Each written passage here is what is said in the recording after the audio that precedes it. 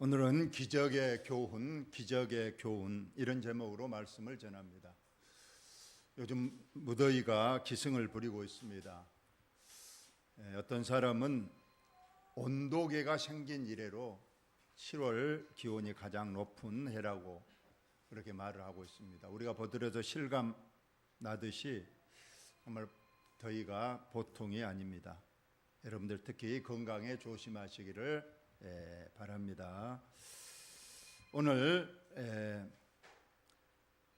이 성경은 모두 다 하나님의 기적을 주로 기록을 합니다. 구약 성경도 모두 기적의 역사입니다. 왜냐하면 하나님이 하신 일은 모두 다 기적입니다. 하나님께서 우주 만물을 말씀으로 창조하신 것도 기적이고, 또 모든 이스라엘 백성들에게 행하신 모든 일들이 다 기적입니다. 예수님이 오셔서 신약시대의 사복음서의 거의 모든 내용도 예수님이 행하신 기적으로 많이 채워져 있습니다. 죽은 사람도 살리시고, 온갖 병자도 다 고치시고, 풍랑, 모든 자연재해도 다 다스리시는 그러한 모든 행하신 일들이 다 기적입니다. 그래서 세상 사람들은 성경을 허무맹랑한 책이라고까지 폄하하고 있습니다. 어떻게 그런 것을 믿을 수 있느냐, 다 지어낸 얘기가 아니냐, 전설이 아니냐 하고 말하지만, 우리는 하나님의 자녀로서 이 책은 1.1획도 틀림이 없는 하나님의 책인 줄로 여러분 믿으시기 바랍니다. 하나님 편에서 행하신 것은 다 기적이지만 하나님은 당연한 것을 하셨고 우리들은 그것을 기적이라고 부릅니다. 그런데 우리가 오늘 이 기적에는 반드시 교훈이 있습니다. 하나님께서 자기의 위대하시고 전지전능하심을 단지 보여주기 위해서 기적을 행하셨는가? 보여주기식 기적은 절대로 아닙니다. 반드시 그 기적 속에는 하나님이 우리에게 하시고자 하는 말씀, 전할 메시지가 분명히 있기 때문에 기적을 행하셨습니다. 그래서 기적을 행하실 필요가 없을 때는 절대 기적을 행하지 않았어요. 마귀가 예수님이 40일 금식에서 마귀가 찾아왔습니다. 그때 마귀가 기적을 행하라고 자꾸 요구합니다.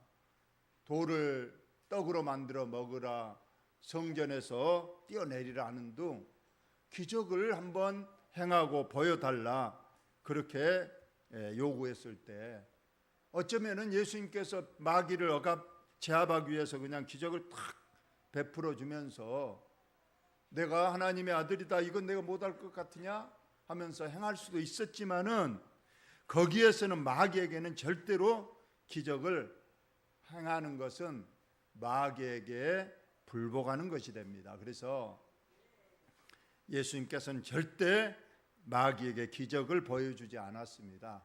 단지 하나님의 말씀으로 마귀를 이겼던 것을 우리가 봅니다.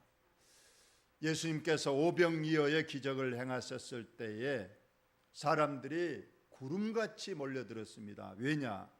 그 당시에는 굶주림의 시대였어요. 부자도 하루 한 끼를 겨우 먹고 사는 그 시절에 가난한 사람들은 먹을 것이 거의 없었어요.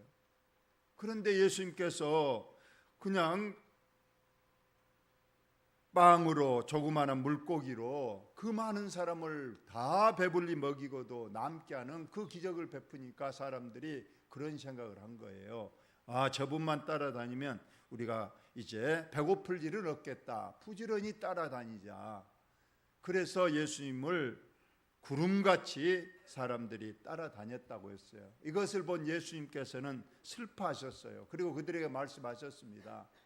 너희들이 나에게 온 것은 내가 전해줄 진리의 말씀을 듣고자 온 것이 아니고 단지 육체의 배고픔을 면하기 위해서 나를 따라왔구나 하면서, 이제는 이러한 배고픔을 면해주고 너희 육신의 만족을 위하는 기적은 행하지 않겠다고 선언하니까, 이제 그 많은 사람들이 실망해서 다 가버리는 거예요.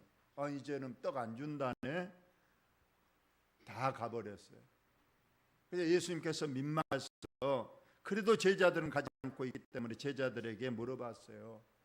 너희들도 이제 떡 안 준다니까 너희도 갈래? 물어보니까 베드로가 진리의 말씀이 여기 계시니 우리가 어디로 가오리까 하면서 끝까지 주님을 따르겠다고 말씀을 하셨어요.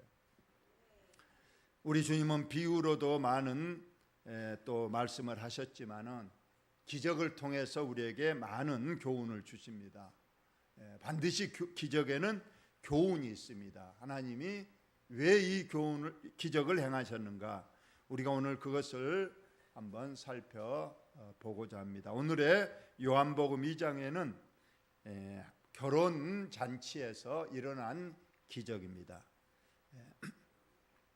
우리나라의 결혼 문화와 유대 나라의 결혼 문화가 다릅니다. 물론 지금은 이제 시간이 많이 흘러서 잘 알지 못하지만 지금 우리나라 현대 결혼식 제도를 보면 거의 다 이제는 집에서 결혼하지 않습니다. 우리 어릴 때는 다 집에서 했는데 지금은 결혼식장에서 아주 깨끗하고 또 간편하게 합니다. 여러분 지금 결혼식장에 결혼 예식이 몇 분이나 할까요? 딱 시간이 정해져 있습니다. 30분이에요. 30분. 30분 내로 끝내야 돼요. 벌써 25분이 지나면 안내자가 빨리 이제 나가야 된다. 지금 밖에 다른 이제 결혼할 팀이 기다리고 있으니 빨리 서두르라고 말합니다. 그래서 주례사도 오래 하지 못합니다. 하여튼 모든 예식이 30분 안에 딱 끝나고 또 자리를 비워줘야 또 다른 팀이 또 들어와서 그래서 거의 30분마다 기계적으로 부부를 붕어빵 틀에 붕어빵 찍어내듯이 결혼식이 진행된다. 그런 말을 하기도 합니다. 또 우리가 이러한 잔치가 있을 때는 음식이 중요하지 않습니까? 우리나라 특히 전라도에서 잔치에서 빼놓을 수 없는 음식이 있죠. 무엇인가요? 홍어라는 음식입니다. 이 홍어라는 음식은 대한민국 사람이 다 좋아한 것은 아니죠.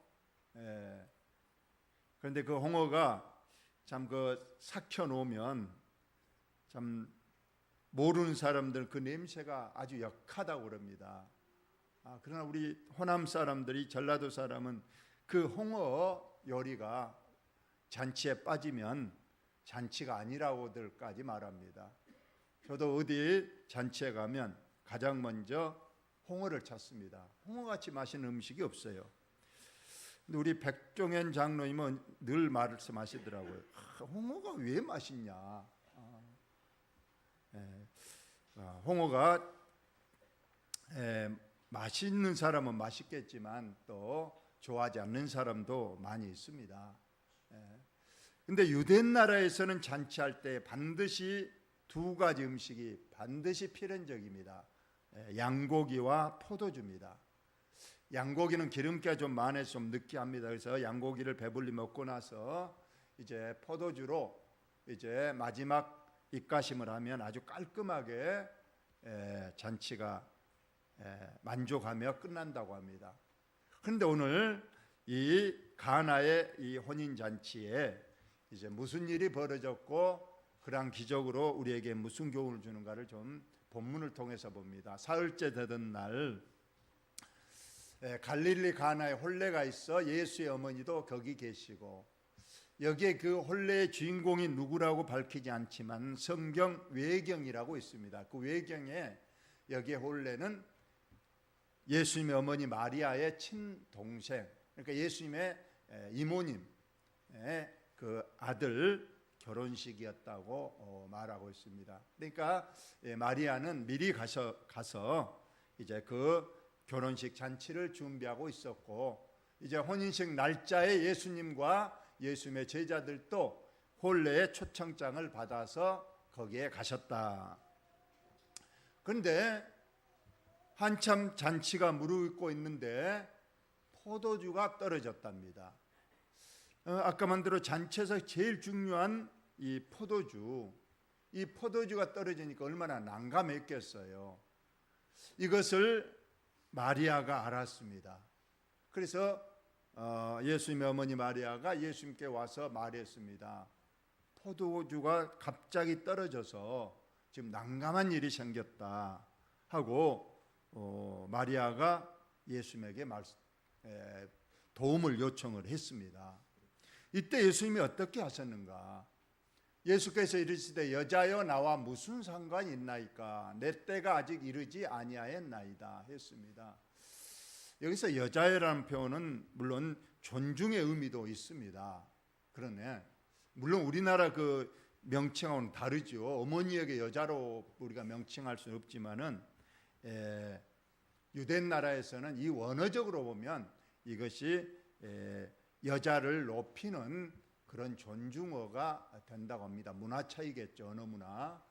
그러기도 하지만은 또 다른 면으로 보면 예수님께서는 30살까지는 어머니를 깍듯이 어머니하고 존칭을 했지만 이제 30살부터는 이제 예수님이 공생애를 시작합니다. 이제는 어떤 마리아의 육신의 아들이 아닙니다. 이제 하나님 본연의 하나님의 아들로서 이제 공생애, 이제 구원의 복음 사역을 시작할 때니까 이제는 마리아가 어머니가 아닌 거예요. 하나님과 피조물인 인간과의 관계입니다. 마리아도 죄인이고 마리아도 구원받을 대상이고 예수님은 하나님이시고 하나님의 하나밖에 없는 아들이십니다. 그런 관계로 보자면 이제는 30살 이전의 그 관계가 아닌 거예요. 그래서 여기 보니까 여자여 하고 어머니지만은 이제는 그런 관계를 벗어나서 본연의 창조주와 피조물인 관계로 돌아가셔서 여자라는 표현을 쓰게 되는 겁니다. 그러면서 나와 무슨 상관이 있나이까? 지금 포도주가 떨어진 일하고 내가 무슨 상관이 있습니까? 포도주 떨어진 일이야 이 집 주인이 또는 연회장이 해야 할 일이지 나는 손님으로 왔는데 내가 그 포도주 떨어진 것과 무슨 상관이 있습니까? 나 상관하지 않겠습니다 하면서 또는 내 때가 아직 이르지 아니하였나이다. 이 하나님의 때가는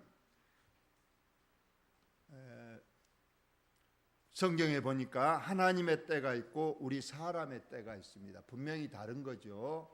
하나님은 아무 때나 역사하시고 인간 역사에 개입한 것이 아니에요.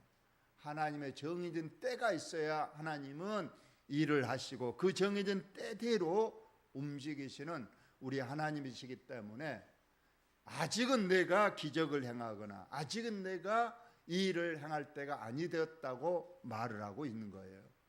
좀 서운한 표현이죠.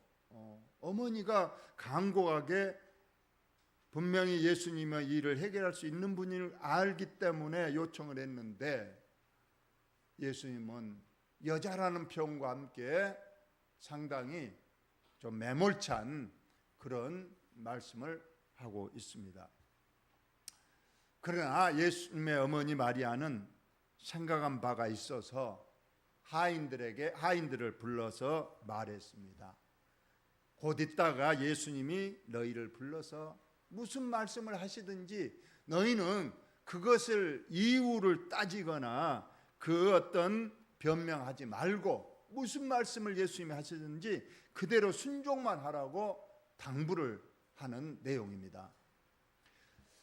이제 거기에 유대인의 정결 예식을 따라 두세 통 드는 돌 항아리 6이 놓였다. 항상 유대인 특히 좀 사는 집 마당에는 이제 돌 항아리 큰 우리나라로 말하면 절구통 같은 그 돌 항아리들이 있습니다. 뭐 한두 개 가진 집도 있고 오늘 이 집은 상당히 부잣집인가 6개나 있습니다. 이것이 약 돌 항아리 하나에 약 5말 정도가 들어간다고 합니다. 이런 거에 6이 놓였다. 이거 용도가 무엇이냐? 바로 정결 예식 때문에 그렇습니다. 만약에 애출하다가 돌아오면 유대인들은 반드시 물로 씻고 방 안에 들어가야 됩니다. 워낙 이제 유대 나라의 그 날씨 이런 것이 먼지가 많이 날리고 또 덥기 때문에 신발도 샌들을 신기 때문에 반드시 돌아와서는 하인들이 그 물을 떠다가 이제 주인의 발을 씻어주고 또 얼굴도 좀 씻고 그리고 방 안으로 들어가도록 하기 위한 이 돌 항아리 6에 있는 겁니다. 근데 예수님께서 이제 때가 되었던지 이제 하인들에게 말합니다. 이 항아리 6개에 물을 떠다가 가득가득 채워라, 이렇게 명령을 내립니다. 그리고 이제 하인들이 아까 마리아가 당부한 일이 있었기 때문에 물을 다 채웠습니다. 그리고 났는데 예수님께서 이상한 명령을 내리잖아요. 이제는 이 물을 떠다가 지금 포도주가 떨어져서 지금 야단이 나서 빨리 포도주를 가져오라고 재촉하고 있는 그 연회장에게 빨리 이 돌항아리에 있는 물을 갖다가 주라는 거예요. 그래서 어쩌면은 그 하인들이 이런 허무맹랑한 일이 있나? 어찌 물을 또 갖다가 주면 그 물을 그 사람들이 포도인 줄 알고 먹었다가 물인 줄 알면 얼마나 또 난리를 치고 분란이 일어날 것인가. 그럼에도 불구하고 예수님께서는 따다 주라 그랬고 아까 마리아도 분명히 당부를 했다는 거예요. 무슨 말을 하든지 이유 여하를 묻지 말고 무조건 순종만 하라 했기 때문에 이제 하인들은 그냥 물을 떠다가 연회장에게 갖다 줬다는 겁니다. 갖다 주었더니 먼저 연회장이 가져온 이제 포도주가 이제 떨어져서 기다리고 있었는데 마치 하인들이 가져온 겁니다.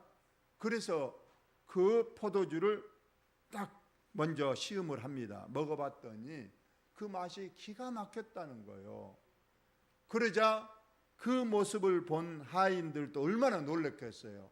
분명히 저걸 먹고 내뱉으면서 왜 맹물을 떠왔느냐 하면서 난리를 칠 것이라고 생각하고 있었는데 뜻밖에도 그 연회장이 이렇게 맛있는 포도주, 이렇게 잘 숙성된 포도주를 왜 이제 가져오느냐 하면서 아주 칭찬을 하고 기뻐하는 모습을 보자 하인들이 어리벙벙한 그런 모습이 그려집니다. 그러면서 또 연회장이 신랑을 불러 말하되 사람마다, 잔치하는 사람마다 먼저 좋은 포도주를 내고 이제 취해버리면 그때는 나쁜 포도주나 또는 질 낮은 포도주를 내는 게 일반적인 상식이거늘 그대는 어찌하여 처음에는 안 좋은 포도주, 좋은 포도주였겠 처음도. 그런데 지금 내온 포도주는 아주 극상의 포도주를 가져왔다 하면서 다른 사람과 다른 것을 말하고 칭찬하는 그런 내용이면서 오늘 결론은 예수께서 이 첫 표적을 갈릴리 가나에서 행하여 그의 영광을 나타내심에 제자들이 그를 믿으니라. 이 포도주, 물로 포도주를 만든 기적은 예수님의 첫 번째 기적이었습니다. 그러면서 분명히 말하기를 제자들이 그때부터 예수님을 하나님의 아들로 확실히 믿고 따랐다. 기적의 첫 번째 주시는 메시지. 여러분, 기적은 왜 하나님께서 기적을 행하시냐?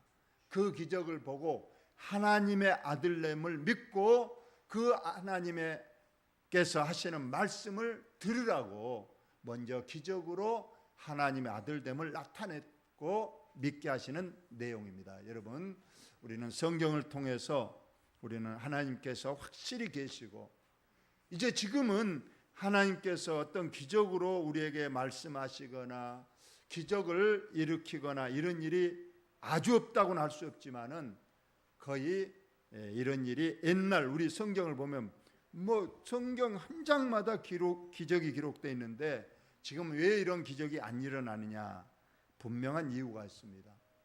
바로 지금은 이제 성경 말씀이 확실히 다 주어졌기 때문에 이 말씀만 가지고도 우리는 하나님의 살아계심을 믿을 수 있고 하나님이 하시는 말씀을 다 우리는 받을 수 있기 때문에 이제는 하나님께서 나타나셔서 기적을 그렇게 쉽게 행하실 필요가 없다는 거예요. 말씀이 없던 시절에야 하나님께서는 기적을 통해서 말씀하시고 늘 진리를 주셨지만은 이제는 성경 말씀이 온전히 우리에게 주어졌기 때문에 도마에게 하신 말씀처럼 너희가 보고 믿느냐, 기적을 꼭 봐야 믿겠느냐가 아니고 보지 않고 이제는 주어진 하나님의 말씀만으로 믿는 자가 더 복되다. 우리 주님께서 그렇게 말씀을 하셨습니다. 오늘 기적을 통해서 주시는 교훈을 세 가지 말씀드립니다. 첫째, 기적이 일어나려면 첫째는 오늘 포도주가 떨어진 상황이 되어야 우리 주님이 기적을 행하신다. 아마 포도주가 풍족했더라면 오늘 기적을 일으킬 필요도 없었고 기적이 일어나지도 않았을 거예요. 기적을 부르는 제1원인은 포도주가 떨어졌다는 거예요. 얼마나 당황스럽고 근심 걱정되는 일이었겠지만은 그 포도주가 떨어질 때에 우리 예수님께서 기적의 역사를 일으킨다는 거예요. 여러분, 어떤 것이 부족하는 것이 기적의 시발입니다. 여러분, 가난할 때하고 부자일 때 누가 더 기도 많이 할까요? 건강할 때하고 병들 때 누가 더 하나님 앞에 기도 많이 할까요?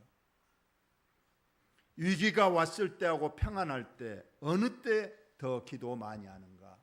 우리는 잘 알고 있습니다. 가난할 때, 병들 때, 위기가 왔을 때 그때 하나님께 우리는 의지하고 하나님을 부르고 하나님께 기도하고 그때 좀 더 믿음으로 살려고 굉장히 노력하는 것을 우리가 봅니다. 사도 바울은 육체의 가시가 없을 때는 기고만장했어요. 할 일 안 할 일 다 하고 다니다가 다메섹 도상에서 예수님을 만나고 그리고 예수님 하나님께서 사도 바울의 몸속에 육체의 가시를 딱 박아놨어요. 그러자 그는 그때부터는 겸손해졌습니다. 그리고 하나님만 의지합니다. 기도만 합니다. 우리가 부족할 때 불평, 원망, 근심 대신에 우리가 기도하시고 의지하시고 겸손하시기를 바랍니다. 그러면 반드시 오늘 가나의 혼인잔치처럼 기적이 온다는 그러한 말씀입니다. 베드로가 고기를 한 마리도 못 잡았을 때에 예수님의 말씀에 의지해서 가서 기적을 만들어냈습니다. 사렙다 가부가 양식이 다 떨어졌을 때에 주의 종을 만나서 기적을 만났던 겁니다. 여러분, 지금 부족함이 있을 때에 여러분 꼭 하나님 의지하시고 기도줄 꼭 붙잡고 겸손하시고 그리고 나아가면 하나님께서 꼭 기적을 주실 줄로 여러분 믿으시기 바랍니다. 두 번째로는 기다려야 한다는 거예요. 기도 한번 하고 그냥 바로 응답을 받으려는 그런 욕심을 버려야 됩니다. 오늘 또 분명히 마리아가 포도주가 떨어졌다고 예수님께 도움을 요청했을 때 예수님께서 그래요, 제가 바로 문제 해결해 드리겠습니다, 바로 포도주 만들어 드리겠습니다 하지 않았잖아요. 아직 내 때가 이르지 아니했습니다. 여자여 나와 무슨 상관이 있습니까 하면서 먼저 거절을 하는 모습을 우리가 봅니다. 이 모습을 보면 가나안 여인이 생각납니다. 자기 딸이 귀신 들려서 그 어머니 가나안 여인이 예수님께 와서 내 딸이 흉악한 귀신이 들려서 예수님 좀 고쳐주세요 하고 요청했을 때 예수님께서 바로 고쳐주지 않았어요. 나는 이스라엘 양에게로만 보냄을 받았지 이스라엘 외에 사람에게 보냄을 받지 않았다고 먼저 1차적 거절합니다. 너는 이방이니까 내 양이 아니다. 그러니 나는 너에게 어떤 도움도 주지 않겠다고 거절하는 거예요. 그러자 이 어머니는 우리 딸 좀 제발 좀 고쳐주세요, 제발 좀 고쳐주세요 하고 계속 예수님께 도움을 요청합니다. 그러자 예수님께 두 번째는 또 이런 말을 하십니다. 떡을 취하여 개들에게 던짐이 마땅하다. 즉 이 떡은 내 백성에게 먹일 떡이지 이방인인 개와 같은 너희에게는 줄 떡이 없다. 얼마나 매몰차고 얼마나 그 여인을 무안하게 만드는 그러한 말입니까? 이쯤 되면 포기할 법 하잖아요. 이 여인도 예수님 듣기로는 자상하시고 사랑이 많으시고 다 이루어 주신다고 소문 들어서 왔는데, 아니 내가 이방인이라고 이렇게 괄시하고 멸시합니까? 나 도움 필요 없습니다 하고 포기하고 가버릴 법도 하지만 이 지금 고통 중에 있는 자기 딸을 생각해서 마지막 그 자존심도 굽혀버리고, 그 말이 옳습니다마는 개들도 주인의 상에서 떨어지는 부스러기는 먹지 않습니까? 비록 제가 개라고 하신 것도 맞습니다. 나는 이방인이기 때문에 개와 같지만은 그 부스러기, 떨어지는 그 부스러기라도 저에게 주시면 받겠습니다는. 그러자 예수님께서 깜짝 놀라시면서 내가 이만한 믿음을 보지 못했다. 내 딸아, 내 믿음이 너를 구원했다 하시면서 가라, 너 딸이 이미 나음을 받았다고 하신 내용입니다. 여러분, 예수님께 기도했는데 당장 응답이 안 오는 것, 그 거절이 아니에요. 하나님의 때가 있으니까 우리에게 기다리라는 신호예요. 오늘 마리아도 나와 무슨 상관이 있습니까? 내 때가 아닙니다 하고 말한 것은 거절 같지만 이건 거절이 아니에요. 아직 때가 이르지 않으니까 조금만 기다려 보시죠 하는 그런 메시지예요. 그래서 마리아도 그것을 알아차리고 벌써 하인들을 불러서 곧 예수님께서 뭔 일을 하실 것이니까 너희들은 무슨 말을 하든지 무슨 일을 하든지 절대로 그 말에 순종하라고 당부하는 내용이 그렇습니다.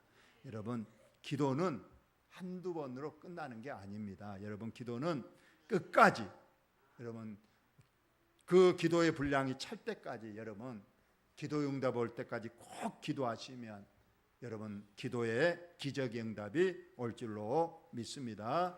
마지막으로 순종해야 됩니다. 아까 하인들이 순종했잖아요. 물을 떠다 주라고 그러니까 이런 허무맹랑한 일이 있나, 맹물을 떠다 줘서 도대체 어떻게 하려고 이러느냐 하면서 분명히 우리가 예수님을 믿지 않거나 마리아의 말을 믿지 않았다면 분명히 그 하인들 맹물 떠다 주지 않았을 거예요. 그런데 하인들은 순종했습니다. 그래서 떠다 줬더니 바로 기적이 일어났습니다. 여러분, 성경에는 거의 기적은 예수님께서 바로바로 어떤 기적을 행해 준 건 아니에요. 먼저 어떤 문제를 내고 그 문제에 순종했을 때에 기적이 일어나는 것을 봅니다. 요한복음 9장에 날 때부터 맹인 있는 자가 예수님께 왔습니다. 이때 예수님께서 그 맹인을 고쳐주실 때에 어떻게 고쳐주는가? 땅에다가 침을 뱉어서 진흙을 이기더니 그 진흙을 그 맹인의 눈에 덮어주면서, 이제 앞을 눈도 못 뜨게 이렇게 덮어주면서 실로암 못에 가서 이 눈을 씻어라, 그렇게 말했어요. 앞도 안 보이고 지금 진흙이 있습니다. 예수님이 말씀한 장소부터 실로암까지는 심리는 조금 못 되지만은 그래도 먼 거리, 맹인이 더듬거리고 갈 수 있는 거리 중에는 좀 긴 거리예요. 믿음이 없었더라면 어떻게 그가 갈 수 있겠어요? 이게 뭐야? 당장 그냥 말씀만 하셔서 고쳐주시지. 네, 눈에다가 진흙을 발라놓고 상당히 먼 길을 더듬거리고 가서 그 물을 씻으라고 하니 이런 일이 어딨나 하고 순종하지 않았더라면 그 맹인의 눈이 떠지지 않았을 것인데 그 맹인은 말씀에 순종했어요. 그래, 내 눈만 낫는다면 내가 그건들 못하냐고 더듬거리면서 주위 사람들이 막 웃었을 거예요. 저것 봐라, 눈에 막 진흙을 붙이고 막 더듬거리며 간다. 그러지만 그것을 다 뿌리치고 그 먼 길을 가서 실로암 못에 가서 씻었더니 앞이 환하게 보이는 기적의 역사가 일어났습니다. 구약에도 나아만, 이웃나라 나아만 군대 장관이 문둥병에 걸려서 엘리사에게 찾아왔습니다. 많은 금은 보화를 싣고 와서 내 병만 고쳐주면 다 주겠다. 내가 그래도 강대국의 이제 국방장관이다 하면서 엘리사에게 왔습니다. 분명히 이 정도 해왔으면 엘리사가 막 동구밭까지 뛰어나와서 귀하신 분 어서 오십시오 하고 자기를 환대하고 또 병세를 듣고 또 보고 만지면서 자기의 신의 이름으로 축복 기도해서 낫게 할 줄로 믿었습니다. 그런데 웬걸 나아보지도 않고 그냥 사환시켜서 저 앞에 가면 요단강이 있는데 요단강 가서 7번 몸을 씻으랍니다. 그러면 낫는다고 합니다. 말해주는 거예요. 자존심 상했겠죠. 그래서 나 절대 안 해 하고 돌아가려고 했는데 그 나아만을 따라왔던 그 신하들이 속는 셈 치고 한번 믿어보시죠. 속는 셈 치고 믿어보세요. 더한 일이라도 할 수 있는데 그 요단강에 몸 7번 씻는 거 뭐 대수롭지 않은 일인가? 가는 길에 그냥 들려서 속는 셈 치고 한번 7번 씻어보세요 하고 신하들이 간곡하게 부탁해서 어쩔 수 없이 그냥 요단강에 별 기대도 안 하고 요단강에 가서 7번 물을 씻었더니 어린아이의 살결같이 깨끗하게 되었다. 순종하면 이렇게 눈도 떼어지고